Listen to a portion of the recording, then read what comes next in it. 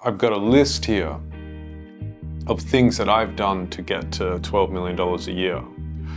And this list goes against the grain of what other people are telling you online. And the reason is that what I'm about to tell you is, it's difficult to swallow if you've been propagandized on the other side. Like what I'm about to tell you is going to be the thing that you don't want to believe right away, because if you do, it means that you need to be open to the true reality of this game, which is it's going to be tougher than you expect, and it's going to take a longer time than you expect to get to the position. The whole thesis for Ecom Soup is, yeah, it's going to take you a long time. Yes, it's going to be difficult, but at the same time, those two things are going to provide you with so much value in here and up here that it's going to be worth it despite the money. Like, you're going to get to a place where you're in a situation like me where you have a sense of financial freedom, and that's going to be fantastic. But at the same time, you're going to have to go through so many hurdles, and you're going to have to confront so much resistance that at the end of it all, you're going to be like a better person, not just like morally, but you're going to feel better inside you. You're going to know what you're capable of. You're going to walk into any room and feel confident, and you know that's something that money can't buy. And so here's the list, and we'll start with number one and just go really quick. This game's a marathon, not a sprint, and that means that you have to prepare differently.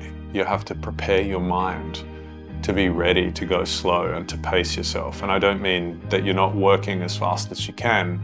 It just means that you are ready to extend that time horizon, just in the same way that a marathon runner is prepared to run for 45 kilometers as opposed to 100 meters. Like, that's number one. If you can understand that however long you think it's going to take you to get success, you can probably double it or triple it. That's going to give you a huge advantage in this game, because, you know, if you think you're going to win in 6 months, if you think you're going to win in 9 months, and then you don't get there, then you're going to associate the game as a failure. But if you say, I'm going to win in the next 3 years, I'm going to do whatever it takes for the next 3 years, you've got less of a chance of quitting.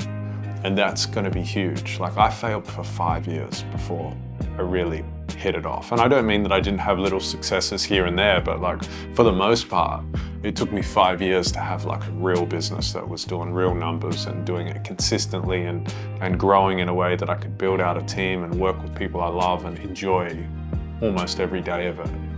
So you want to extend that time horizon. Instead of 1 year, it's going to be 3 years. Am I still willing to commit to it? You want to play with that idea in your mind. That's number one. Number two is stop worrying about finding the right product. Stop worrying about what's trending, and just understand that there's so much opportunity for you to find like a big market, you know, sneakers or shampoos or skincare or whatever, and dial into that market and find a specific customer avatar. And it's really interesting that I get the most common question I get is, how do I find a product? Can you do a video on finding a product? It's like, you have two choices here. You can either commit to a market, find out what their dream outcomes are, and serve them products that help them get to that dream outcome, or you can find a product and you can then try to find the market for it. Either one will work, depending on if you commit to it and if you figure out the game. And this game is a puzzle that needs to be put together. So understanding that, don't look for trends, don't look for a guaranteed success. Instead, look for something that you can commit to, and commit to it for as long as you can until you say, hey, you know what? I've learned enough about this that this isn't going to work, but the information that I have learned is going to help me find the next thing. That's what it's going to take, and nobody wants to hear this, but like, the chances of you running a successful business in the first thing that you choose, it's like 0.005%. It's so unlikely that that's going to happen, because this is a game of skill, which we'll get into in a minute. This is a game of skill. Like, you take a product, any product, and give it to me and my team, or give it to you and whoever you're working with if you're at the start. The chances of us winning are so much higher than you not because we're naturally gifted, but because we've been in this game for 10 years. We've learned all of these lessons, and they're lessons that cannot be taught through information, because you need to have something that you can anchor your information down to. And that something is a project, that something is a business, and you need to figure out what business you want to commit to and buy the ticket and take the ride. Number 3, find like a lot of the gurus online are really self-serving, and it's all about you making your successful business and you traveling the world and doing all of this shit. And it's like, no one's gonna get rich thinking like that. The only way that you're gonna make a successful business is if you choose to serve someone and serve them like to the best of your ability. Be of service instead of being self-serving. So when you make that switch, the paradox is that you get everything you want. And there's a quote, if you help enough people get what they want, you can have anything you want. And just that switch, like that's the keys. Go to Bali, for example, and hang around these fucking digital nomad wannabes for long enough, and you're gonna see the reason why they're all failing is because they're desperately trying to create a lifestyle, so much so that they're trying to sell anything at any cost to their integrity. And by doing so, everything that they're doing is blind, because they can't tap into what their market truly wants. And if you're going to be successful, you need to just be like, I'm going to help my people by any means necessary, and then the success will come. And it's a huge shift that you need to make. Like, I was guilty of it. I'm not fucking Jesus/Buddha over here. I was in the same situation back in the day where I was trying so hard to make it, trying so hard to be successful, that I was selfish and self-serving. I hadn't transcended into a place where I could access a seat of empathy so that I could truly understand how to be of service to somebody.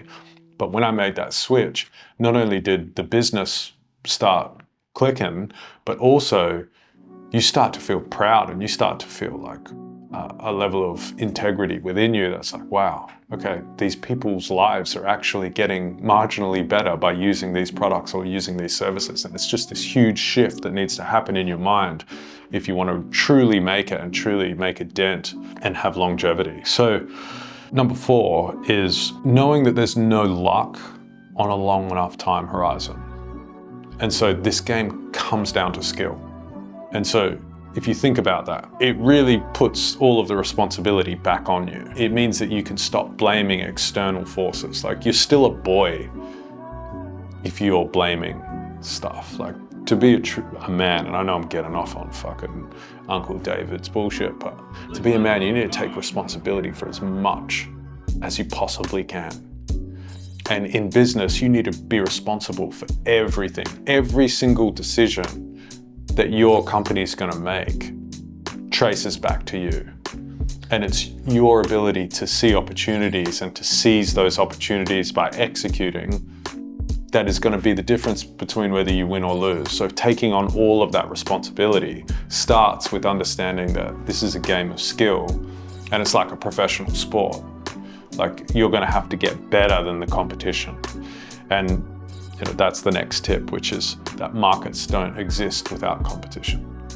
So whatever it is that you're selling, if you don't have a competitor today, someone will be there tomorrow, but it's very unlikely that you find any market that exists without competition. And if you start to think about that, you start to break it down, it's like, fuck, like I am in a true competition, and that game is won or lost on whether you can serve your customer better than the competition. Can you delight them more? Can you communicate to them more effectively? Think about how many skills are embedded in those two things that I just said. So delight the customer best. That all comes down to product and understanding, having this empathy of knowing what is it that people actually want, your people, what do they actually want? And how do we give that to them? How do we execute that? How do we produce that? And then on the flip side is like, what do our people actually want? How do they want to be spoken to? Where do they want to be spoken to? In what language and what taste and what aesthetics? And think about all of the different skills that are going on for you to be able to actually do that at the top level of business. You deserve to win if you can do that, but there's so much skill that you need to tap back into tip number 1, which is this is a marathon and not a sprint.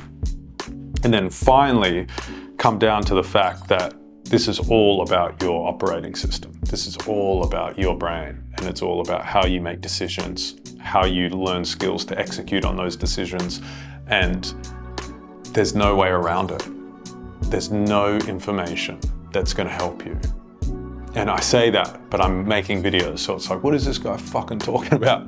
But what I'm saying is, like, this information can only be accessed by you if you're building stuff, and if you're willing to go like, fuck this, I'm just going to build and build and build and build and get better and better and better and better until I'm somebody that can walk into any situation, see the opportunity, and have the skills to execute on that opportunity and make things happen. That's the game you're playing. And if you don't understand that that's the game you're playing, then the chances of you winning are slim. If you want to be in this, you need to dedicate so much of you to this. Like, there's a whole bunch of people that get into ecom for the lifestyle balance. Like, I've never heard of a more stupid proposition than that. You're going to get into this game for the lifestyle balance. You've got so much work to do. You've got so many things to build, and you're going to build most of them poorly. So you're going to have to build them poorly and then break them down and then build them again. And you're going to be having to figure out, how do I learn all of this stuff as well? How do I become a more effective learner? How do I become a more clear-headed human being so that I can see reality clearly? All of these things are things that you're going to have to work on and things that you're going to have to get good at. Where the fuck is there time for balance? You are asking to be in the NBA. If you want to be here sitting in a situation like this where you're doing $12 million a year, you need to get so good at the game that you're like an NBA player. Everybody else is off playing basketball, but they're going to their job. You're doing it for a living because you sacrificed so much to practice, to learn, to get better, to eat right, to not stay up late, everything. That's what this game takes. And if you want it, it's worth it. If you don't want it,